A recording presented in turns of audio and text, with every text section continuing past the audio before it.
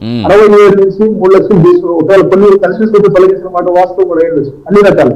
అది ప్రతిసారి జరుగుతుంది సార్. ఏంటంటే ప్రతిసారి ఏంటంటే కన్స్టిట్యూన్స్ అన్నెసరీగా డబ్బు వేస్ట్ అవ్వకుండా వాళ్ళు ఇష్టం చేశారుగా 15 లక్షలు మంది తీశారు. ఇలా ఎప్పుడైనా కూడా గవర్నమెంట్ మారినప్పుడు ఇలాంటివి చేయడం అనేది సహజమైన ఈ ప్రక్రియ. అంటే కానీ ఎవరికైతే లబ్ధిదారులు ఉన్నారో నిజంగా పేదవాళ్ళు ఉన్నారో వాళ్ళకైతే ఎవరికి తొలగించలేదు. అలా తీసుకుంటే తీసుకురండి ఎవిడెన్స్ చూపించండి. అలా కాకుండా సార్ అంటే రెండు ఈ డబ్ల్యూహెచ్ఓ సర్కార్లో రెండు జరుగుతున్నాయన్నమాట వాస్తవం. కాబట్టి దానికి కొన్ని సైంటిఫిక్ ఎవిడెన్స్ కూడా నేను చెప్పదలుచుకున్నాను సార్.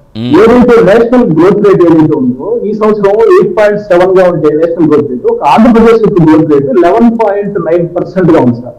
ఈ ఒక్క విషయం చేయాలి అసలు ఆంధ్రప్రదేశ్ డెవలప్మెంట్ ఉంటుందా లేదంటే. నేను చెప్పే సార్ మీరు గూగుల్ చేసినప్పుడు తెలుస్తుంది. ఇంత సింపుల్ విషయం. వచ్చి మనం ఏదో 50% గ్యాస్ తీసేసారు. దీపం పథకంకి ఎంతమందికి ఇచ్చారు సార్ సిలిండర్స్? అవన్నీ లెక్కలు ఉంటాయి కదా సార్. వాళ్ళ వెబ్సైట్ లో పెట్టుకున్నా మనం ఏమన్నా గుర్తు దొరుకుతుంది జీవో వేయడం కానీ లేదా వెబ్సైట్ లో వాల్యూస్ పెట్టుకుని ఉండడం లేదు. ఈ వెబ్సైట్ లో సెర్చ్ చేయడం తెలుస్తాయి కదా. ఇంత ట్రాన్స్పరెంట్ ఉన్న విషయాన్ని మనం ఏదో 10 మంది పేపర్లు చేసేస్తున్నారు, ఇంకోటి చేసేస్తున్నారు. ఏంటి సార్ ఎన్ని రోజులు వైఎస్ఆర్సీపీ పార్టీకి 5 సంవత్సరాల పాటు అధికారం ఇస్తే 151 మంది ఎమ్మెల్యేలు ఒకే సింగిల్ పార్టీ గెలిపిస్తే మీరు చేసింది ఏంటి సార్? రాష్ట్రం బయటకు మాట వాస్తవం కదా. లేదా మీరు ఏమైనా కొన్ని డెవలప్మెంట్ ఏమైనా చేశారా? నేను సింపుల్ లాజిక్ క్వశ్చన్ అడుగుతాను సార్. తిరుపతికి ఏదైతే మనకు సెంట్రల్ గవర్నమెంట్ నుంచి 10 years పాటు దీనికి ఫండ్స్ ఇస్తే ఎవ్రీ 1,000 crores ఫండ్స్ ఇస్తే దాన్ని మీరు తీసుకున్నారా సార్? స్మార్ట్ సిటీ ఫండ్స్ మీరు ఉపయోగించారా సార్? 5 సంవత్సరాలు ఒకసారి క్లియర్ చేశారు సార్. ప్రతి విషయంలో మనం వచ్చినప్పుడు బొబ్బట్లు లేదా గుడ్లు ఫ్యాక్టరీలు కాకుండా ఇంకా వచ్చాయి సార్. ఇవన్నీ మర్చిపోయి ఈ రోజు అంతా మేమే వదిలిచ్చేసాము మేమే చేసాము అని అంటే ఎట్లా సార్? ప్రజలు నమ్మరు కదండి. నేనేం చెప్తానంటే మీరు మాట్లాడేటప్పుడు కూడా కొంత వాస్తవంగా మాట్లాడండి. అట్లీస్ట్ 5 సంవత్సరాల పాటు ఉంటున్నాము కనీసం కొంతగా మనం వాస్తవం మాట్లాడితే ప్రజలు దగ్గర అనే విషయం కూడా లేకుండా తిరిగి అదే ధోరణిలో ఉంటే మాత్రం ఖచ్చితంగా ఇంకొక 5 ఏళ్ళ తర్వాత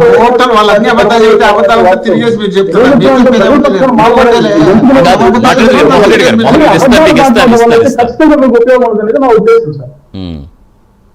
మీరు ఏ సెక్టార్ అడిగినా మీకు వాల్యూస్ తో పాటు చెప్తారు. మీరు ఈ డిపార్ట్మెంట్ అని అడగండి. 450 కోట్లు 3 డిపార్ట్మెంట్ సంబంధించి డెవలప్మెంట్ సంబంధించి సెంట్రల్ గవర్నమెంట్ నుంచి వచ్చినాయి. దానివల్ల చేశారు. 3 ఓపెన్ చేశారు. BMW ఫ్యాక్టరీ కోసం చూస్తున్నారు. పోలవరం కూడా డయాఫ్రమ్ వాళ్ళు కొంత దెబ్బతినింది. ఇప్పుడు అవన్నీ రిపేర్ చేస్తున్నారు. అది కూడా ఖచ్చితంగా 1 year లోపలనే మనకు పోలవరం కూడా వస్తుంది. ఏదైతే మనకు సెంట్రల్ గవర్నమెంట్ నుంచి ఏదైతే మనకి క్యాపిటల్ డెవలప్మెంట్ కి సంబంధించి ఉన్నాయో ఆ రోడ్స్ కానీ ఇవన్నీ ఇంతెందుకు సార్. ఇప్పుడు ఈ 1 year లో ఖచ్చితంగా 20,000 kilometers ఏదైతే మీరు గుంటలుగా పెట్టిన రోడ్లకి 1,200 కోట్లతో రిపేర్ చేయడం జరిగింది. పవన్ కళ్యాణ్ గారు దగ్గర ఇవన్నీ చేయడం జరిగింది. అవన్నీ మర్చిపోయి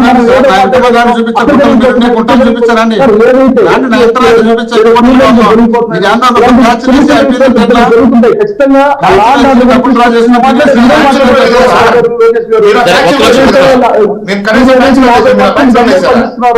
మీరు ఏదైతే 50%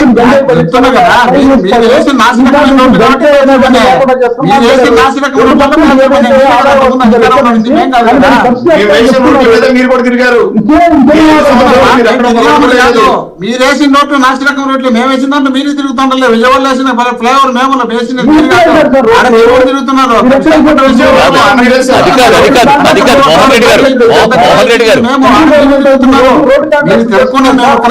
రాష్ట్రంలో ఉన్న ప్రజలతో పాటు అందరూ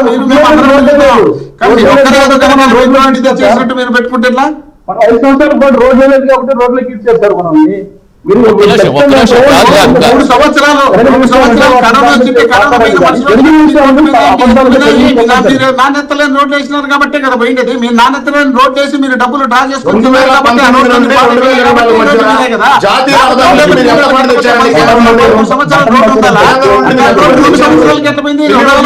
వరకు మీరే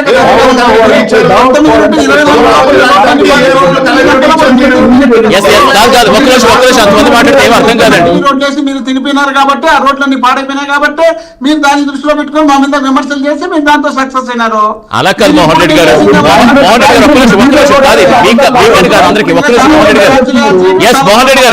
నా ఇంటి వచ్చి నేను కూడా బ్యాచ్లు చూపిస్తా బ్రహ్మాండంగా. అలా కాదు మోహన్ రెడ్డి గారు. ఇప్పుడు ప్రభుత్వాలు శాశ్వతం కానీ పార్టీలు కాదు కదా. ఏ ప్రభుత్వాలు మారుతాయి. అటువంటిప్పుడు వాళ్ళు రోడ్లు వేసారు కాబట్టి ఆ రోడ్డు మీరు ఎలా నడుస్తారు? ఫ్లైఓవర్ వేసారు కాబట్టి వాళ్ళు ఎలా నడుస్తారంటే ఎలా కుదురుతుందండి? అంటే నా మాట ఇప్పుడు ప్రభుత్వ Yes, అలా కాదు, అయితే అందరికీ అడుగుతున్నా ఒకసారి వైసీపీ ఉంటుంది, ఒకసారి టీడీపీ ఉంటుంది, ఇంకోసారి ఇంకో పార్టీ ఉంటుంది. నేను చెప్పేది అది కాదు. ఒక్క నిమిషం, నేను మిమ్మల్ని పాయింట్ అవుట్ చేయట్లేదు ఇక్కడ. ఒక్క నిమిషం అజయ్ గారు, ఒక్క నిమిషం.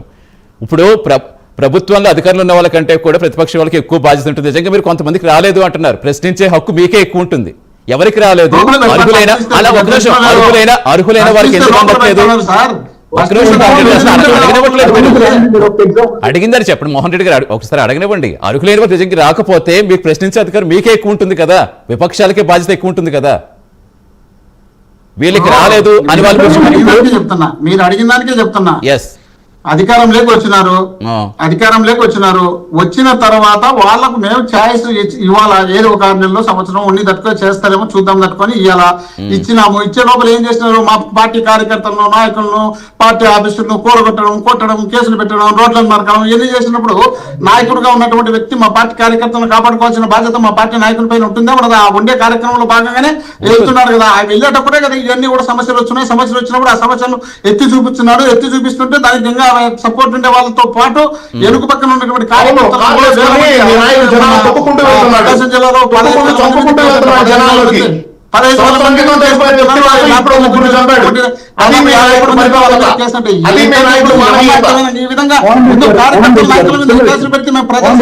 పోరాటం చేసేది ప్రజా సమస్యల పోరాటానికి వెళుతున్నప్పుడే కదా.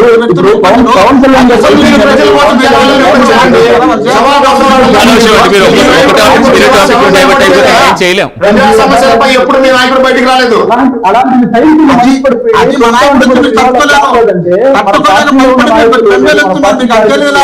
మా నాయకుడు బయటకు వచ్చినారంటే మీరు అసలు ఇళ్లలో కూడా తట్టుకోలేనంత భయం మీకు పుడుతుంది. కాబట్టి ఆయన బండి కింద చెప్పి బండి కాదు బండి కాదు ఉంటారు. మరుసటి రోజు మీరు మోహన్ రెడ్డి గారు మళ్ళీ ఆ టాపిక్ మాట్లాడితే మళ్ళీ మొత్తం డిబేట్ అయిపోతుంది. ఒక్క నిమిషం మోహన్ రెడ్డి గారు అధికారులు మీరు ఉన్నారు, మీకు అక్కడ బాధ్యతలు తెలుసు, అక్కడ టెక్నికల్ పాసిబిలిటీస్ ఏంటో తెలుసు. మీరు అధికారులు కూడా పర్మిషన్లకు సంబంధించి ఏం చేస్తారో తెలిసిందే. ఇప్పుడు వాళ్ళ అధికారంలో ఉన్న, మీరు అధికారంలో ఉన్న, అక్కడ ఉన్న ఇంటెలిజెన్స్ నిఘాకు సంబంధించి అక్కడ భద్రతకు సంబంధించి చూసుకొని అదే చెప్తున్నా. ఈ టాపిక్ మొత్తం మళ్ళీ వేరే విధంగా మనం మాట్లాడుకునేది ఒకటి, మళ్ళీ వేరే విధంగా వినాలి కదా. మీరు అనేది అదే కదా. ఏంటంటే మీరు ప్రతిపక్షంలో ఉన్నారు కాబట్టి బాధ్యత మీకు ఎక్కువ కాబట్టి మీరు ఎత్తి చూపించాల్సిన బాధ్యత. అవును కరెక్టే, మీ కార్యకర్తలు రక్షించుకోమని అందరూ చెప్తారంటే అది అప్రిషియేట్ చేయాల్సిన అంశం. ఒక నాయకుడిగా వెళ్ళి కార్యకర్తలకు భరోసా ఇవ్వడం అంటే అప్రిషియేట్ ఏ పార్టీకైనా ఏ నాయకుడిని కార్యకర్తలు ముఖ్యం కాబట్టి క్షేత్రస్థాయిలో డెఫినెట్ గా వాళ్ళకి భరోసా ఇస్తారంటే అప్రిషియేట్ చేయాల్సిన అంశమే. కానీ దానికి ఉండే పాజిబిలిటీస్ బట్టి వెళ్ళాలి కదా. పవన్ కళ్యాణ్ గారు అనంతపురం జిల్లాలో రైతులకు సంబంధించి ఏదో చనిపోయిన రైతులకు డబ్బులు ఇవ్వాలనే ఉద్దేశంలో భాగంగా ఇక్కడ వచ్చినప్పుడు ఇక్కడ కార్యకర్త చనిపోయినాడు, ఆయన బండి కింద పడి. చంద్రబాబు నాయుడు గారు ముఖ్యమంత్రిగా ఉన్నప్పుడు 2 చనిపోయినారు బండ్ల కింద పడి. చంద్రబాబు నాయుడు ప్రతిపక్ష నాయకుడుగా ఉన్నప్పుడు ఒంగోలులో 8 మంది చనిపోయినారు, గుంటూరులో 4 చనిపోయినారు. ముఖ్యమంత్రిగా ఉన్నప్పుడు పుష్కరాల్లో 29 మంది చనిపోయినారు. మరి ఏమైనా ముఖ్యమంత్రి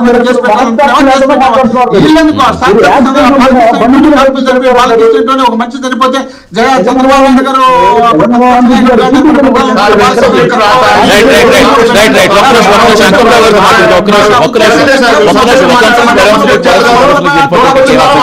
కావాలంటారు. ఒక ఇంటర్వ్యూలో చంద్రబాబు నాయుడు గారు చెప్పారు జగన్మోహన్ రెడ్డి భూస్థాపితం చేస్తామని.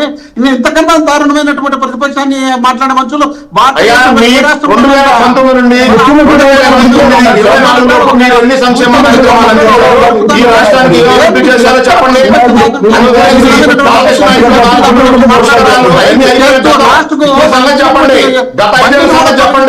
ఆయనకు ఇచ్చినటువంటి ఆంధ్రప్రదేశ్ వచ్చిన కంపెనీలు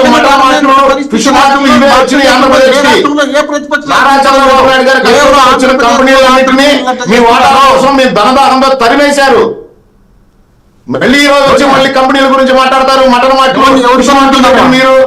యువత జీవితాలను నాశనం చేసి ఆంధ్రప్రదేశ్ గంజాయి ఆంధ్రప్రదేశ్ గా తయారు చేశారు. గత 5 సంవత్సరాలు ఇంతవరకు ఆంధ్రప్రదేశ్ తయారు చేశారు. గంజాయికి దేశంలో ఎక్కడ గంజాయి దొరికిన మూలాలు ఆంధ్రప్రదేశ్ లో మీ ప్రభుత్వం అవన్నీ వదిలేసి ఏదో నోటికి వచ్చిన బాలకృష్ణ ఇంట్లో కాల్పులు పుష్కరాలు చనిపోయారు. పవన్ కళ్యాణ్ గారి బండి కింద పడిపోయారు.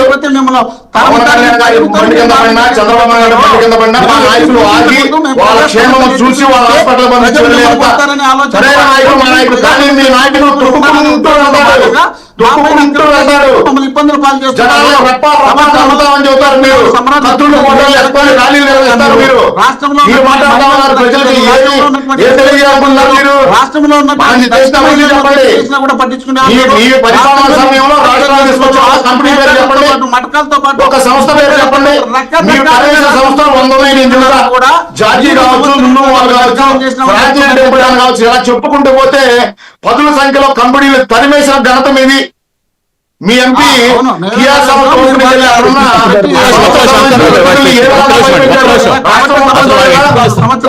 మర్చిపోయి ఈ రోజు ప్రజల ముందుకు వచ్చి మోహన్ రెడ్డి గారు, అజయ్ కుమార్ గారు, మీరు మీ ప్రయత్నాలు రైట్ అంకం